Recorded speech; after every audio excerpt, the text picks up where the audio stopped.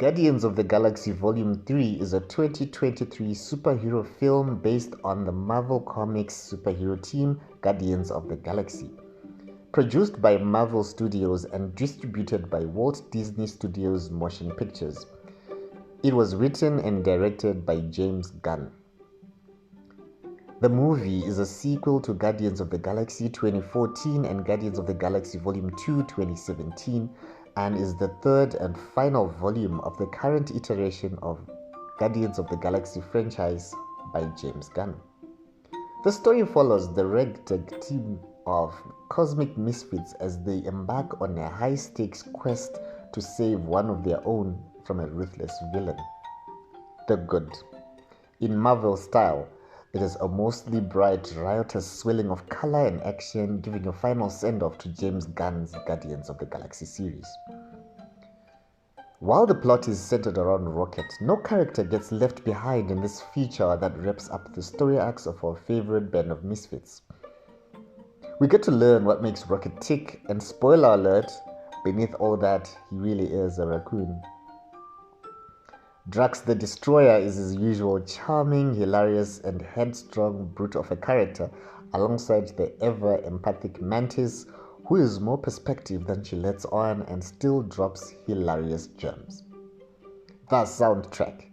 Guardians of the Galaxy Volume 3 is packed with a nostalgic playlist on Pinnacle's Zune, featuring music from the Beastie Boys, Radiohead, Alice Cooper, and lots of others.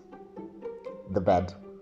The movie has a lot going on. There's too many characters and subplots, all vying for our attention and stretching the plot much too thinly, and then tries to emotionally blackmail us into emphasizing with a heartbroken Quill, a broken Rocket, with an even more broken past, the animal cruelty, the Guardians wearing their hearts on their sleeves, risking everything to save one of theirs.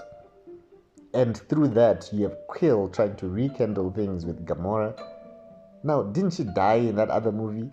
Yeah, she did, but she's back now, or rather an alternate past version of her that never met Quill or the Guardians, and that's about all you get of an explanation about that.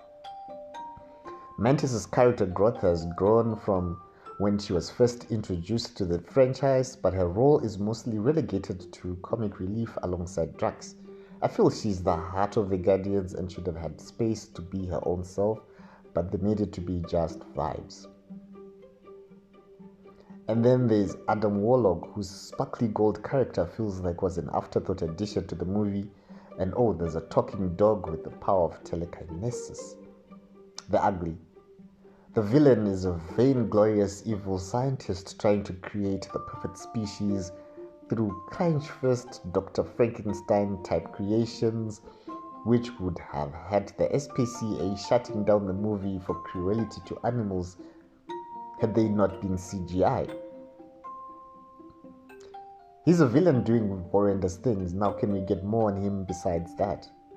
After MCU gave us a villain like Thanos, we have come to expect a better understanding of a villain's motivations than simply having a god complex. There is no god. That's why I stepped in. Final thoughts. As the final volume in the Guardians of the Galaxy movies, it has a certain sadness and finality to it. This might be the last time you'll be seeing this band of unlikely heroes. Watching it gives a certain dread over which characters makes it to the end of the movie. You know how movies like to kill off major characters to end a franchise.